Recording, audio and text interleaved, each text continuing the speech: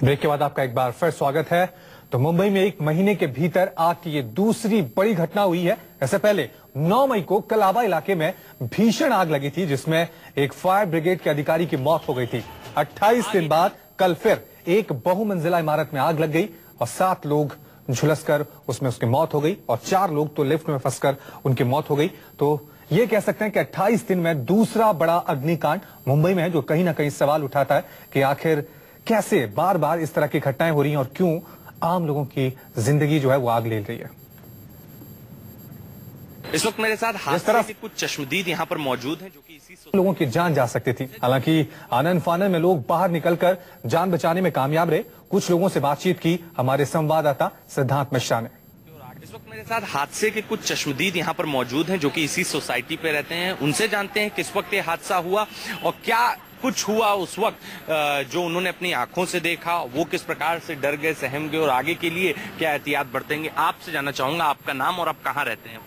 हम तो A wing में रहते हैं, ए विंग में 601। किस वक्त ये हादसा हुआ और क्या आपने देखा? 4 बजे उसका घर में भजन करने बुलाया, तो हम लोग 4 बजे उसका घर में आया और भजन कर रहा था। 5 बजे आगे लगा, तब हम लोग देखा लगा होएगा। फिर तब आगे जा रहा था ना, तब हम लोग देखा। तब हम लोग बोला चलो आगे जला, फटाफट 2-3 लेडीज तो उतर गई और हम लोग रह गया। तो मिस्त्री बोला चलो जल्दी उतरो, आग लगा। तो वॉचमैन को फोन किया, वॉचमैन बोला जल्दी नीचे उतरो। तो हम लोग पता नहीं, हम लिफ्ट से उतरा और इधर आया, फिर लिफ्ट में आवाज आई। बिल्डिंग का फायर सेफ्टी का ऑडिट तो यहाँ पे जो बिल्डर लगा के गया था, उसके बाद से कोई भी ऑडिटिंग वगैरह कुछ भी नहीं, कुछ भी नहीं हुआ है। अगर वो हुआ होता तो फायर ब्रिगेड की जो 2 गाड़ी पहले आई थी, उसी गाड़ी से ये आग बुझ जाती थी।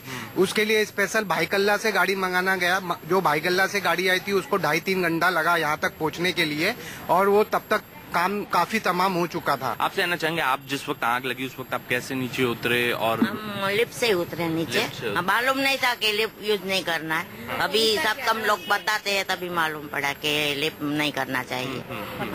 तो देखा आपने, ये लेक होम बिल्डर सोसाइटी के रेजिडेंट्स हैं। आपको बताना चाहेंगे, जो फायर सेफ्टी नॉर्म्स है वो साफ साफ कहती है कि कोई भी किसी भी इमारत का अगर निर्माण होता है तो उसके जो पास की रोड होती है वो ब्रॉड होनी चाहिए या इनफ रास्ता होना चाहिए रोड पर कि फायर ब्रिगेड की गाड़ियां आ सकें। और आप साफ देख सकते हैं कि दोनों ही तरफ इस रोड पर पार्किंग करके रखी गई है, पार्किंग डिक्लेयर की गई, जिसकी वजह से फायर ब्रिगेड की गाड़ियों को आने में वक्त लग रहा था और जिसकी वजह से जो रेस्क्यू ऑपरेशन है वो डिले होता चला गया और शायद ही ये वजह है कि जिसकी वजह से लोगों को अपनी जान गंवानी पड़ गई। एक और जो बड़ा सवाल है वो ये है कि बायखला से फायर ब्रिगेड ने स्कॉर्नल मंगाया था, जिसकी हाइट 14 से 16 फ्लोर तक जाती है। उसको भी आने में तकरीबन 1.5 से 2 घंटा रह गया। देर शाम का वाकया है। लोग सवाल उठा रहे हैं फायर सेफ्टी नॉर्म्स पर क्या, और ये भी पूछ रहे हैं कि क्या बिल्डिंग का फायर सेफ्टी ऑडिट कराया गया था या नहीं कराया गया था। कैमरामैन प्रहलाद सिंह के साथ सिद्धांत मिश्रा, न्यूज़ 24 मुंबई।